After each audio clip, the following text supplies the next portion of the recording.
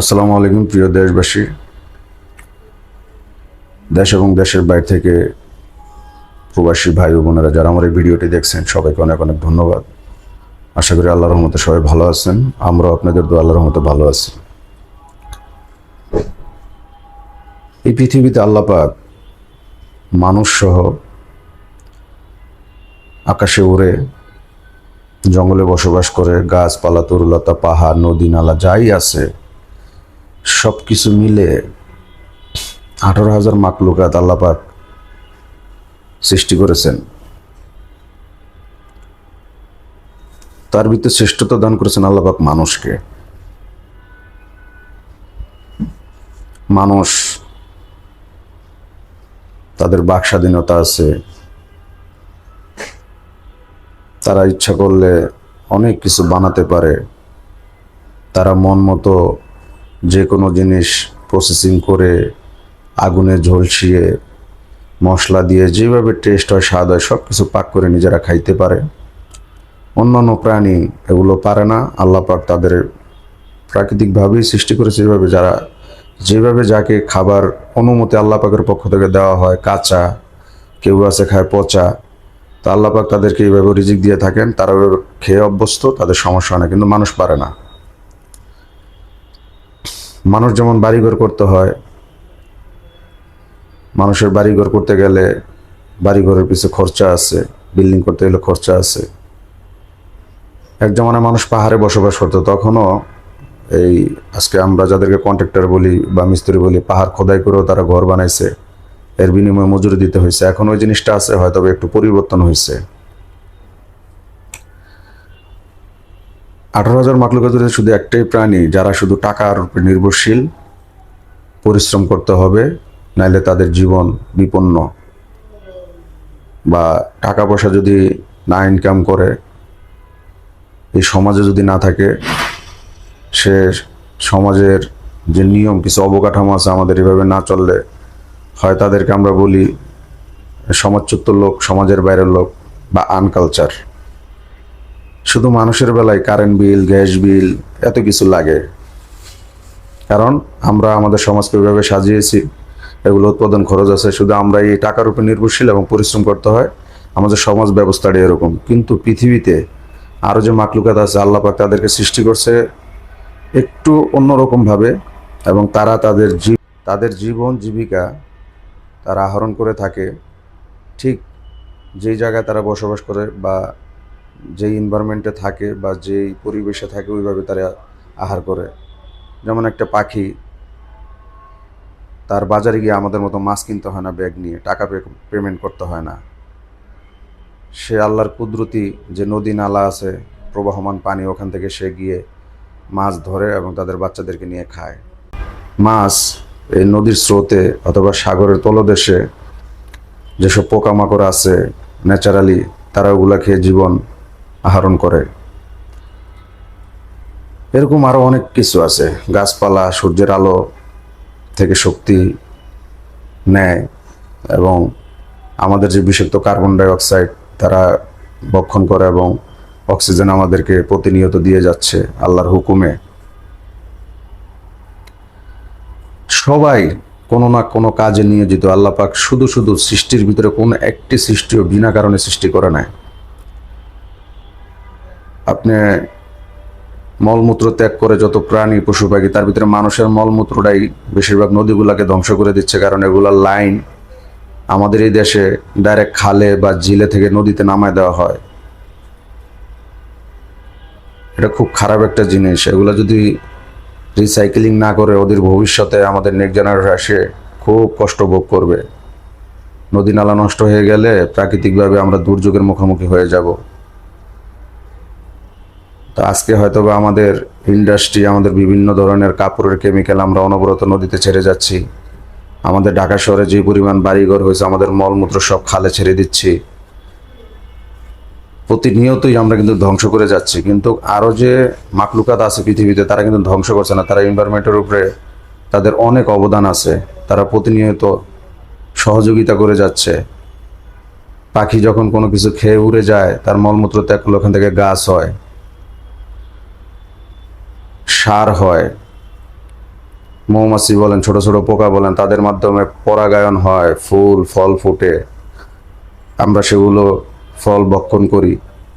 প্রতিনিয়ত প্রাকৃতিকভাবে এনভায়রনমেন্টকে সহায়তা করে যাচ্ছে, যে জিনিসগুলোকে আমরা কোনোদিন হিসাবের ভিতরে আনি না এবং তাদেরকে জানারও চেষ্টা করি না। এই ছোট ছোট মাছি মৌমাছি বলেন, তারা কিন্তু প্রাকৃতিকভাবে অনেক সহায়তা, তাদের অনেক অবদান আছে এই মানব সমাজ রক্ষার ক্ষেত্রে, কিন্তু আমরা এগুলো নিয়ে কোনোদিন চিন্তা ভাবনা কিছুই করি না। আমরা শুধু প্রকৃতিকে ধ্বংসই করে যাচ্ছে অনবরত, জঙ্গল কেটে, খাল বন্ধ করে, সবুজ ধানের মাঠ নষ্ট করে আমরা প্রতিনিয়ত ধ্বংস করে যাচ্ছি। আর আমাদেরকে ছাড়া আরো যত মাখলুকাত আছে তারা প্রতিনিয়ত পৃথিবীর উপকার করে যাচ্ছে।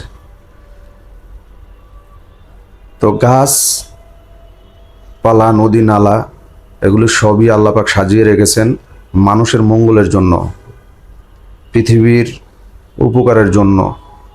আমরা ধ্বংস করে যাচ্ছি, অন্যান্য প্রাণীগুলো প্রতিনিয়ত সহায়তা করে যাচ্ছে। গাছপালা, তরুলতা, ফল ফুল না দিক, তারা কিন্তু প্রতিনিয়ত আমাদেরকে অক্সিজেন দিয়ে যাচ্ছে।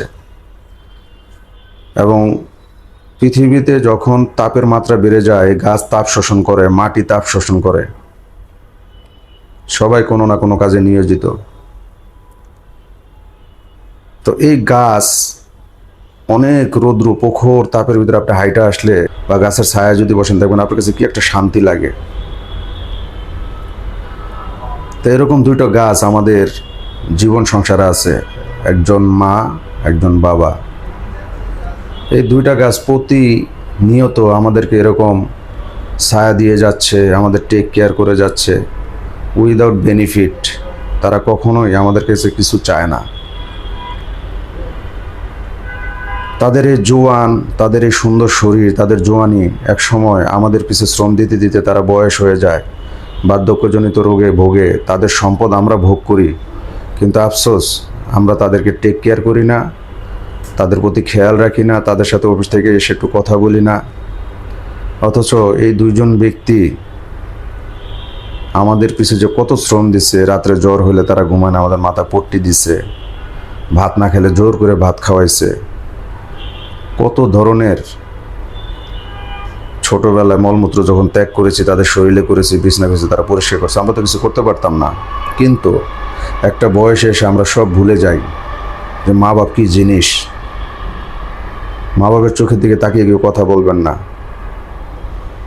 হয়তো এখন জোয়ান বুঝবেন না, আপনি যখন ছেলে সন্তান হবে তখন বুঝবেন যে মা বাপ কি জিনিস। এরকম রোদের ভিতরে সারাদিন পরিশ্রম করে আপনাদের কিছু আহারের জন্য নিজের একটা জিনিস ভালো মন চাইলেও খাইতে পারে না বা খাইতে চায় না। চিন্তা করছে একটা আপেল খামো 10 টাকা দেওয়া, বাচ্চাটার একটা স্কুলে খাতা লাগবে, একটা রাবার লাগবে, খায় না। আপনার স্কুলের খাতার আবার যোগান দিতে গিয়া ইচ্ছা সত্ত্বেও, মনের একটা আকাঙ্ক্ষা থাকা সত্ত্বেও ভালো একটা জিনিস খায় না। এই হচ্ছে মা বাবা। এই মা বাবা 8-10 জন ছেলে সন্তান মানুষ করে, শখ করে একজোড়া স্যান্ডেল কিনতে গেলে চিন্তা করে যে আমার সন্তানটার একটা স্কুলের ব্যাগ কিনে দিতে হবে, থাক আমি পরেই কিনি। এই হচ্ছে বাবা। মা তিলে তিলে বাবার টাকা দেওয়া বাজারে টাকা থেকে জমিয়ে জমিয়ে এই ছেলে সন্তানের অনেক শখ পুরা করে, কিন্তু কি মা বাবা যখন বৃদ্ধ হয়ে যায়, এই ছেলে সন্তানগুলো বড় হয়ে যায়, তখন তারা আর মা বাবার খেয়াল রাখে না। তারা বলে নিজেরাই চলতে কষ্ট, আমার ছেলে সন্তান নিয়ে চলতে কষ্ট। এখানে কিন্তু কষ্টের কিছু না, এখানে মনের ব্যাপার। 10টা সন্তান যদি 1000 টাকা করে দেয়, 10,000 টাকা মা বাপ খুব সুন্দর জীবনযাপন করতে পারে। আর এই মা বাবই তো তোমাদের 10 জনকে পালছে, তোমরা 10 জন এখন কেন 2 জন ব্যক্তিকে পালতে পারো না? আফসোস।